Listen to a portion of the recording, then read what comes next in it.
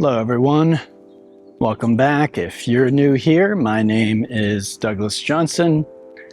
I am a yoga teacher at the advanced 500-hour level.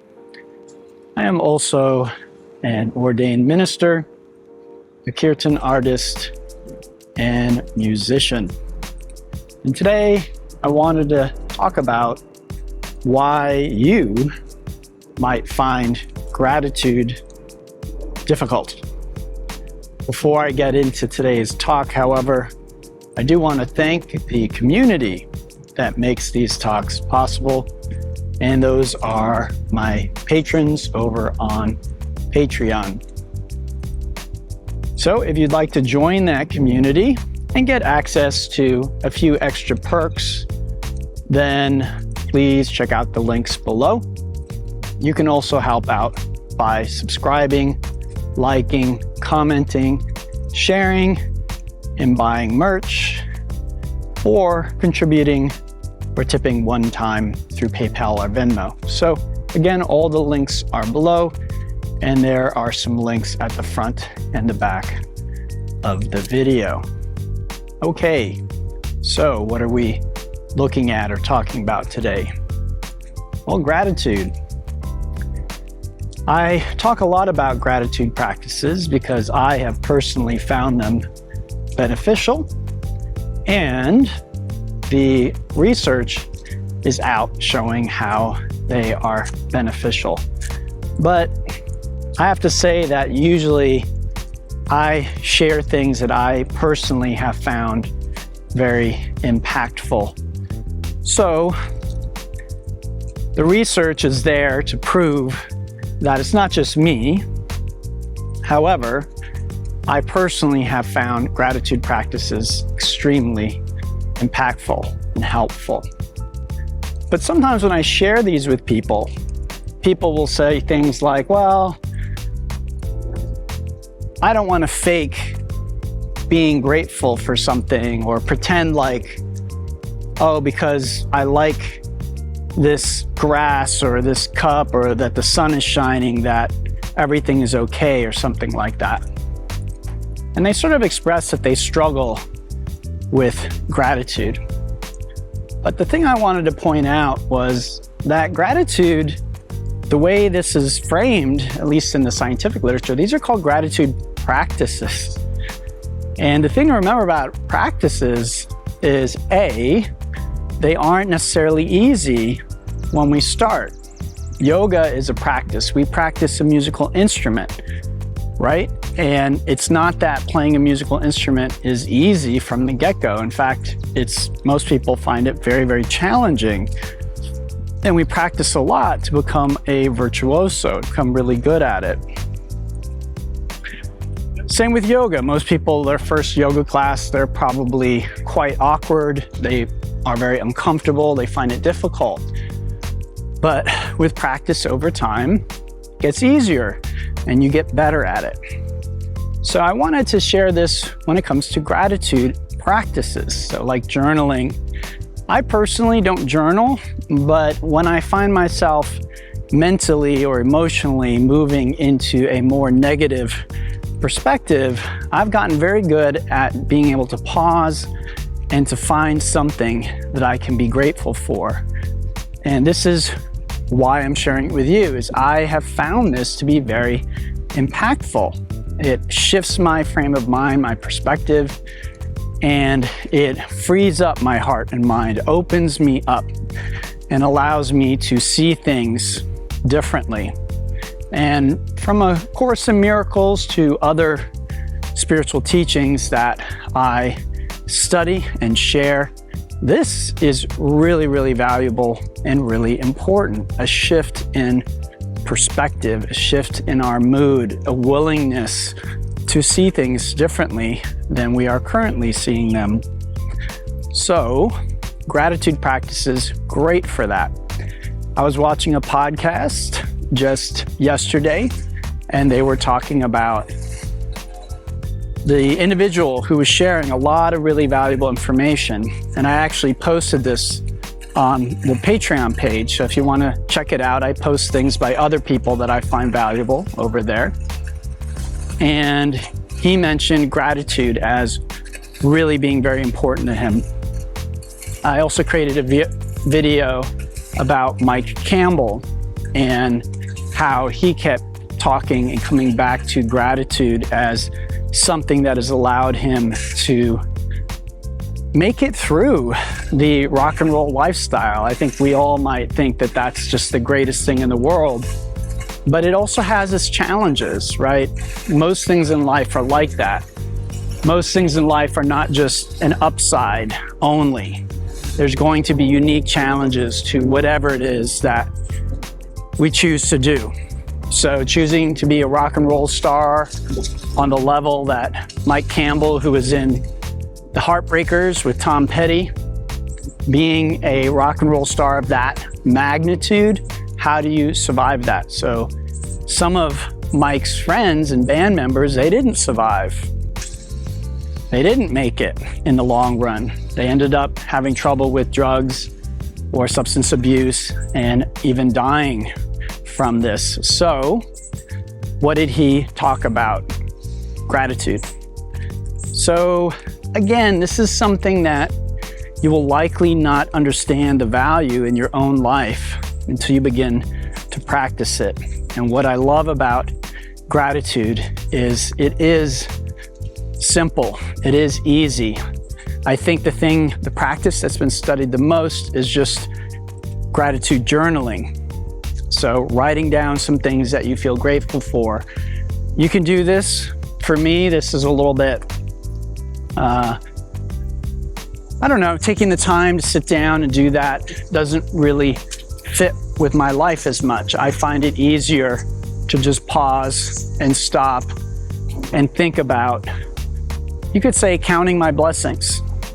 So we know from history and looking back that most human beings haven't lived the way a modern American lives, haven't had the blessings that a modern American like myself has. So we can start with running water. We can start with relatively good health. We can start with shelter. But then I have a refrigerator, right? That's a relatively new invention, and it does make my life quite a bit easier than it would otherwise be. I have an automobile, and it runs. I've had automobiles in the past that weren't running so well. I have a job, and it does cover my bills. Sure, sometimes I wish I made a little more money, but I am getting by. And this is an improvement over other periods in my life where I was unemployed or I was employed in a way that it didn't really cover my expenses. Is there room for improvement? Sure. But I think that's always true. And I think with gratitude practices, what we're trying to do is just remember the good, all the good stuff. I have 5 fingers on my hand. Again, some people think this is trite or silly or stupid, but I think these people have not actually practiced gratitude. They haven't used the tools, right? Maybe you don't or can't feel grateful for having all of your limbs, for having all of your fingers, but I don't see why not. Just try imagining life without them. Try imagining life without one of your legs, one of your arms, missing 3 of your fingers. It's not that hard to do, really. And again, we might think, well, that's silly or that's stupid, but this is how I see gratitude. It's being thankful for what you have instead of focusing on what you don't have. And this is the power of our attention and our focus and our awareness. At our deepest core, we're pure awareness. And in my experience, awareness doesn't really have a preference. It's just aware. It is just loving. It's experiencing everything. But as human beings, obviously, we have preferences. We have things that we prefer. And so just taking the time to be like, wow, there's a lot that I have already. There's a lot that I can be grateful and thankful for. This is why Thanksgiving is one of my favorite holidays. So anyway, I just wanted to take a moment to share that with you.